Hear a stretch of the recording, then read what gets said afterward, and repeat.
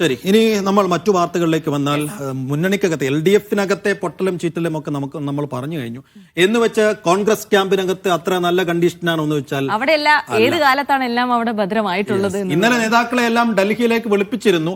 നേതാക്കൾ ഏറെക്കുറെ 3-4 പേർ വ്യത്യസ്തമായ അഭിപ്രായങ്ങളാണ് പറഞ്ഞെന്നാണ് നമ്മൾ മനസ്സിലാക്കുന്നത്. മാത്രമല്ല, ഒരു ജംബോ പട്ടിക പുറത്തു വിട്ടിട്ടും അതിലും സാറ്റിസ്ഫൈഡ് ആയിട്ടില്ലെങ്കിൽ എല്ലാ ആളുകളെയും വൈസ് പ്രസിഡന്റ് ഒക്കെ ആക്കേണ്ടി വരും എന്ന് തോന്നുന്നു. കാരണം ആ രീതിയിലേക്കാണ് കാര്യങ്ങൾ പോകുന്നത്. എന്തായാലും ഇപ്പോൾ പ്രശ്നമുള്ള സ്ഥലങ്ങളൊക്കെ കേന്ദ്രീകരിച്ചുകൊണ്ട് അവിടെ ചെറിയ ചില പ്രശ്ന പരിഹാരത്തിന് ഹൈക്കമാൻഡ് ശ്രമിക്കുകയാണ്. അതായത് തിരുവനന്തപുരത്ത് മാത്രമായി പുതിയ DCC പ്രസിഡന്റിനെ നിയമിക്കാനാണ് ഹൈക്കമാൻഡ് നിലവിൽ ആലോചിക്കുന്നത്. കേരളത്തിൽ നിന്നും ഒറ്റ പേര് ഈ DCC പ്രസിഡന്റ് കാര്യത്തിൽ നൽകിയാൽ നിയമനം ഉടൻ നടത്താനാണ് ഹൈക്കമാൻഡിന്റെ നീക്കം. മറ്റ് ജില്ലകളിലെ അധ്യക്ഷന്മാരെ മാറ്റില്ല എന്നുള്ള വിവരങ്ങൾ കൂടിയാണ് വരുന്നത്. തദ്ദേശ തെരഞ്ഞെടുപ്പ് തയ്യാറെടുപ്പിനായി മുതിർന്ന നേതാക്കൾ അടങ്ങുന്ന പുതിയ സമിതി ഉണ്ടാകും. രാഷ്ട്രീയകാര്യ സമിതിയും KPCC ഭാരവാഹികളുടെയും നേതൃപെരുപ്പം മൂലമാണ് പുതിയ സമിതി. KPCC സെക്രട്ടറിമാരുടെ പട്ടിക വേഗത്തിലാക്കാനും നേതാക്കൾക്കിടയിൽ ഇന്നലെ ധാരണയായി. ഡി ധനസുമോദ് ഡൽഹിയിൽ നിന്ന് വിശദാംശങ്ങൾ നൽകാനായി ചേരുന്നു. Dhanasumod, good morning. ധനസുമോദ്, ഇന്നലെ രാവിലെ നമ്മൾ സംസാരിക്കുമ്പോഴും കോൺഗ്രസിൽ ഈ പ്രധാനപ്പെട്ട നേതാക്കളെയൊക്കെ അങ്ങോട്ട് വിളിച്ചു വരുത്തുമ്പോഴും ഇത് വേഗത്തിൽ സെറ്റിലാകാനൊന്നും പോകുന്നില്ല എന്ന സൂചന ഇന്നലെ തന്നെ ധനസുമോദ് നൽകിയിരുന്നു. ഇന്നലെ ആ യോഗത്തിൽ എന്താണ് സംഭവിച്ചത്? ഇപ്പോൾ ബാക്കി DCCകളുടെ കാര്യത്തിലൊന്നും ഒരു തീരുമാനം വേണ്ടതില്ല എന്ന് തീരുമാനമെടുക്കാൻ കാരണം എന്താണ്? ഇനിയിപ്പോൾ ശക്തനെ മാറ്റി തിരുവനന്തപുരത്ത് പുതിയ ഒരാളെ നിയോഗിക്കാനാണ് തീരുമാനം. എങ്ങനെയെങ്കിൽ ആരൊക്കെയാണ് നിലവിൽ പട്ടികയിലുള്ളത്?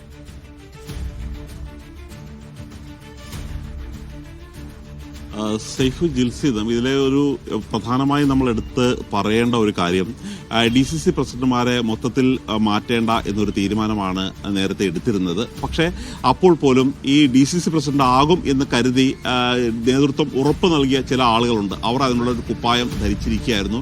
അതുകൊണ്ട് തന്നെ അവർ സംസ്ഥാന ജനറൽ സെക്രട്ടറിയോ വൈസ് പ്രസിഡന്റോ തുടങ്ങിയ പട്ടികയിൽ ഇടം നേടിയില്ല. സ്വാഭാവികമായും ഇപ്പോൾ DCC പ്രസിഡന്റുമാരെ നിയമിക്കേണ്ട നിലവിലുള്ളവർ തന്നെ തുടരാൻ തീരുമാനിച്ച സ്ഥിതിയോടുകൂടി ഈ നേതൃത്വം ഉറപ്പ് നൽകിയിരുന്ന ആൾക്കാർ, ഉദാഹരണത്തിന് ഇപ്പോൾ കൊല്ലത്താണെങ്കിൽ സൂരജ് രവി കൊല്ലം DCC പ്രസിഡന്റ് ആകും എന്നാണ് കരുതിയിരുന്നത്. ഇങ്ങനെയുള്ള കുറെ ആൾക്കാർ ഇപ്പോൾ വഴിയാധാരമായിരിക്കുകയാണ്.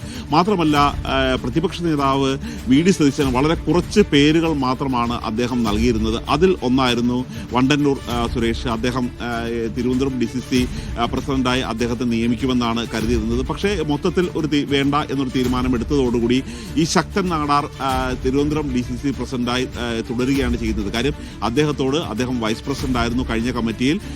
പുതിയ DCC പ്രസിഡന്റ് വരുന്നവരെ ഒരു താൽക്കാലിക ചുമതല എന്ന ഒരു ഉറപ്പിലാണ്, ഒരു മാസത്തേക്ക് എന്ന രീതിയിലാണ് അദ്ദേഹം ചുമതല ഏറ്റെടുത്തത്. പക്ഷേ വയനാട് DCC പ്രസിഡന്റ് ആണെങ്കിൽ ND അപ്പച്ചൻ രാജിവെച്ച് മണിക്കൂറുകൾക്കുള്ളിൽ തന്നെ പുതിയ ഐസക്ക് DCC പ്രസിഡന്റ് വരുന്നു. പക്ഷേ അവിടെയാണെങ്കിൽ തിരുവനന്തപുരത്താണെങ്കിൽ ശക്തൻ തന്നെ തുടരുകയാണ്. മാത്രമല്ല, പുതിയ പട്ടിക വന്നു കഴിഞ്ഞപ്പോഴാണ് അതിന്റെ അപകടം ശക്തൻ മനസ്സിലാകുകയും ചെയ്തത്.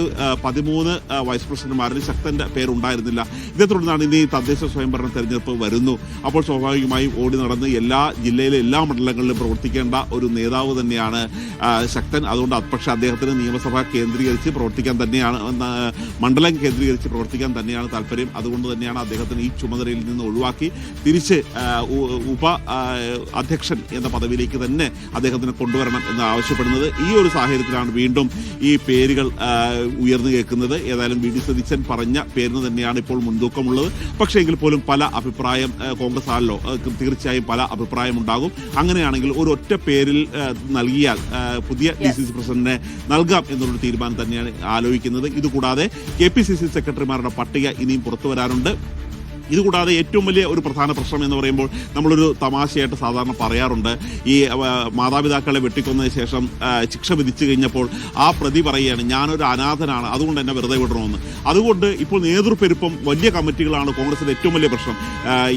ഈ 59 ജനറൽ സെക്രട്ടറിമാരുണ്ടാകുന്നു, 13 ഉപാധ്യക്ഷന്മാരുണ്ടാകുന്നു, 39 രാഷ്ട്രീയകാര്യ സമിതിമാരുണ്ടാകുന്നു, വർക്കിംഗ് പ്രസിഡന്റുമാർ 3 പേരുണ്ടാകുന്നു. അങ്ങനെ ഇവരെല്ലാം കൂടി കൂടുമ്പോൾ തന്നെ 116 പേരായി. ഇവർ തന്നെ ഒരുമിച്ച് ഒരു തീരുമാനമെടുക്കാൻ കഴിയാത്തതുകൊണ്ടാണ് ഒരു അനൌദ്യോഗികമായി ഒരു കോർഡിനേഷൻ സമിതി ഇപ്പോൾ രൂപീകരിക്കാൻ തീരുമാനിച്ചിരിക്കുന്നത്. മുൻ അധ്യക്ഷന്മാർ, രാഷ്ട്രീയകാര്യ സമിതിയിലെ ചില അംഗങ്ങൾ, അതെന്ന് വെച്ചാൽ മുൻ അധ്യക്ഷന്മാരെ കൂടാതെ KPCC AICCയുടെ പ്രവർത്തക സമിതി അംഗങ്ങളായിട്ടുള്ള അവരുണ്ട്. അങ്ങനെയുള്ളവരെ കൂടി ഒരു 12 പേരെയാണ് പ്രാഥമികമായി ഇപ്പോൾ ഉൾപ്പെടുത്തിയിരിക്കുന്നത്. തദ്ദേശ സ്വയംഭരണ തെരഞ്ഞെടുപ്പുമായി ബന്ധപ്പെട്ട വിഷയങ്ങൾ ആലോചിക്കാനും തീരുമാനമെടുക്കാനും ഈ സമിതിയെയാണ് ഇപ്പോൾ നിയോഗിച്ചിരിക്കുന്നത്.